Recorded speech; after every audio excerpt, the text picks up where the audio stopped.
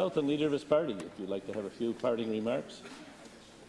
Well, thank you, Mr. Speaker. I don't know how to follow a speech, the impressive speech that the Minister of Energy Development and Natural Resources gave. I'm sure his family and Alison will be proud of him. Tremendous speech. Congratulations.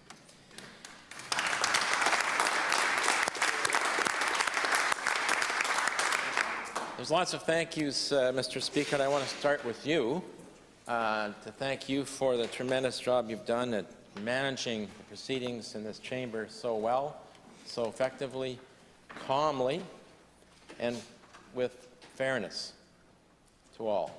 So thank you for that. You've been a tremendous speaker. I want to thank the Sergeant-at-Arms for all of his work. He's kind of a behind-the-scenes kind of position, although he sits in the corner here every sitting, but he ensures our safety, which is so important, and we appreciate that. And certainly he oversaw the redevelopment of the departmental building, and that was a huge task that he took on. Probably never imagined that that's something he would do as a retired RCMP officer and a current Sergeant-at-Arms, but well done. And I want to thank the clerks for their stewardship of the legislative process in the House here. It's not an easy thing to do in the heat of the moment, but they do a great job on all our behalf. Je tiens à ce que le personnel et les fournisseurs de l'Assemblée législative sachent à quel point mon caucus et moi-même leur sont reconnaissants, eux qui veulent que l'Assemblée législative fonctionne sans heurts, en toute sécurité, dans les deux langues officielles, et à ce qu'elle soit impeccable pour nous et pour tous ceux qui la visitent. Je remercie mes collègues de Caucus, le personnel de Caucus et tous les membres de cette Assemblée qui se sont donnés pour mission de servir au mieux de leur capacité, ainsi que ceux qui ont pris un intérêt personnel à aider à faire en sorte que notre Assemblée législative soit à la hauteur de son mandat. Over the past 4 years, my caucus colleagues and I have done our best to bring forward bills and motions aimed at improving the well-being of New Brunswickers, from guaranteeing the right to a healthy environment, to establishing a permanent rent cap, to banning new fossil fuel development in this province in the face of climate breakdown, and ensuring paid sick leave for all workers to create a fair and to create a fair voting system.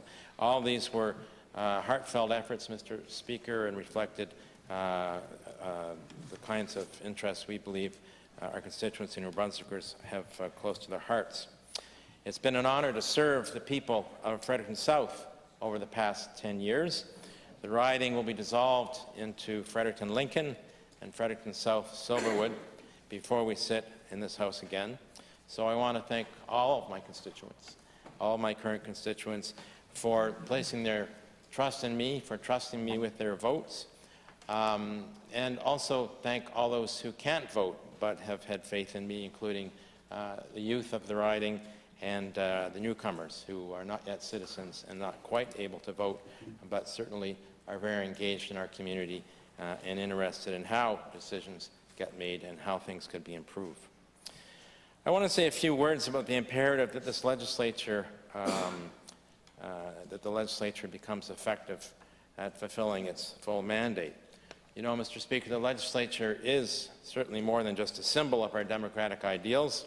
It's a living, breathing institution where the will of the people is supposed to be translated into action. One of the primary functions of this legislature is to oversee the actions of the Premier and Cabinet. This accountability is essential, preventing abuse of power and ensuring that the government acts in the best interests of the public. This legislature provides a vital check on the Premier and Cabinet, safeguarding the principles of transparency and accountability. Dans une société diversifiée, il est impératif que toutes les voix soient entendues et prises en compte.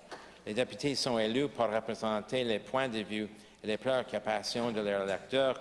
Lorsque le corps législatif fonctionne efficacement, il offre une plateforme où ces diverses perspectives peuvent converger, ce qui favorise une approche plus inclusive et globale de la gouvernance.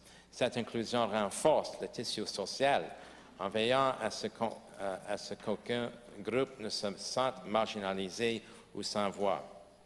Mr. Speaker, an effective legislature facilitates informed decision-making. The legislative process should involve rigorous debate and scrutiny of proposed laws.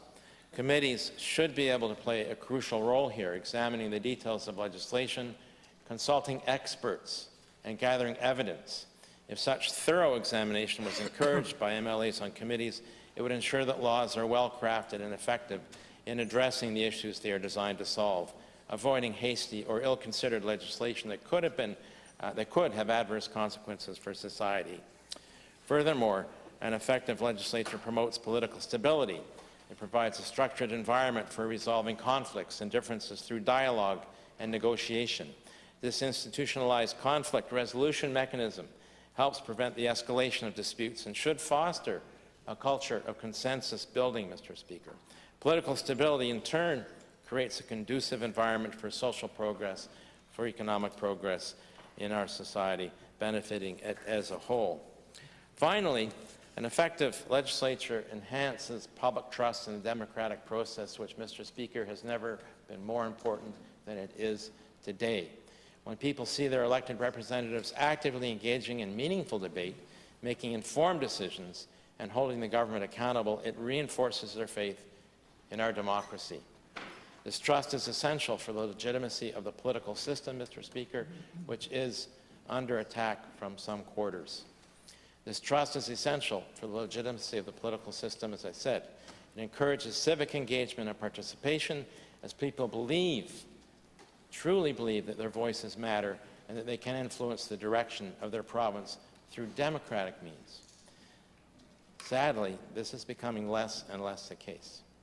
There's a lot on the line here, Mr. Speaker. It is my hope that whatever makeup of the 61st legislature, whatever the makeup might be, that all members and their leaders will use the agency the voters gave them or will give them and work hard to ensure the people of our province have the legislative assembly that they deserve and that they need. Thank you, Mr. Speaker.